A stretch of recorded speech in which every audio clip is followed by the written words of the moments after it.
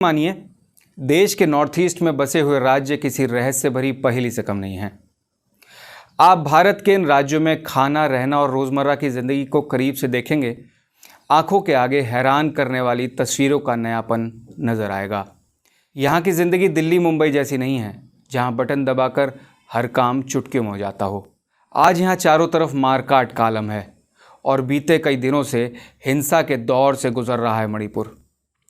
यहाँ हर वक्त गोलियां और सुरक्षा बलों की गाड़ियों के सायरन की आवाज़ों ने लोगों के दिलों में दहशत सी बैठा दी है। तो वहीं जलते हुए मकान और रोती हुई मासूम असहाय जिंदगियां आजकल इधर से उधर जान बचाकर भाग रही हैं। आखिर क्यों इस छोटे से राज्य में हो रहे हिंसक तांडव की गूंज पूरे देश में हो रही है? कौन है इस कत्लेआम के पीछे? कौन है जो नहीं चाहता हिंदुस्तान में अमन चैन बना रहे?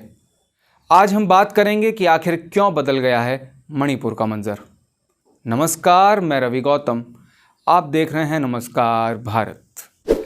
हर चीज़ बेवजह नहीं होती, हर किसी का अपना एक मतलब होता है।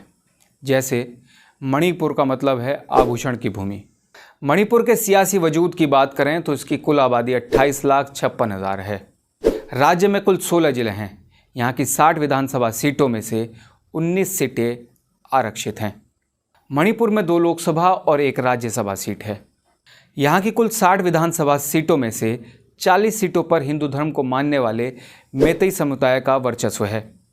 बाकी 20 सीटों पर ईसाई धर्म अपना चुके कुकी और नगा जनजाति के विधायक हैं। मणिपुर में हिंसा की शुरुआत करने का आरोप कुकी और नगा जनजातियों के लोगों पर है।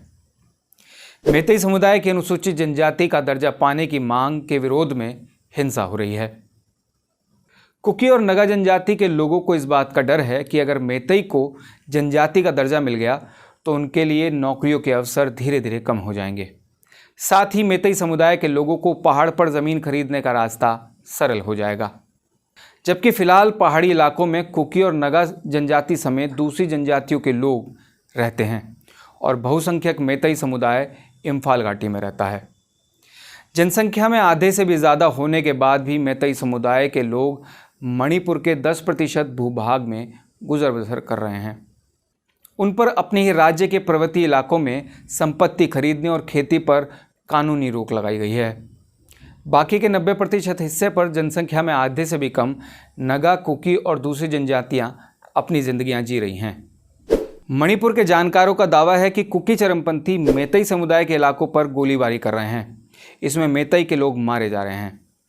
मणिपुर में हिंसा की एक अन्य वजह यह भी है कि मणिपुर में मुख्यमंत्री ने पर्वतीय क्षेत्रों में अवैध कब्जों पर कार्रवाई और अफीम की खेती पर शिकंजा कसा है।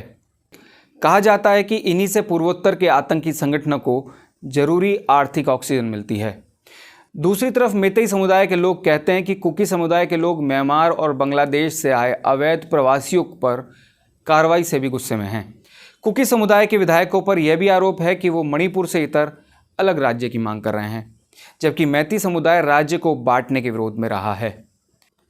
मणिपुर में जारी हिंसा और आगजनी से बेबस लोग अपनी जिंदगी भर की कमाई को आग में जलते देख रहे हैं। किसी को अभी भी हिंसा में अपनी हमेशा के लिए उजड़ चुकी जिंदगी पर खुली आंखों से भी यकीन नहीं हो पा रहा है। लेकिन मणिपुर के हिंसाई ये भूल गए हैं कि वो महात्मा गांधी के इस देश में हिंसा के दम पर जीत का दर्जा हासिल नहीं कर सकते। लेकिन सवाल ये उठता है कि चिंगारी को आग किसने बना दिया? सवाल यह भी है कि एक के बाद एक जलाए जा रहे घरों को देखने के बावजूद अभी तक सख्ती क्यों नहीं बरती गई?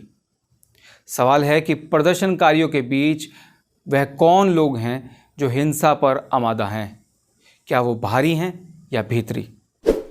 इस बीच उपद्रवियों ने हद तो तब कर दी जब केंद्रीय गृह राज्य मंत्री अमित शाह के दौरे के बाद फिर से मणिपुर में हिंसा भड़क गई और उनके हौसले इतने बुलंद हो गए कि मणिपुर में केंद्रीय विदेश और शिक्षा राज्य मंत्री राजकुमार रंजन सिंह के घर को आग के हवाले कर दिया।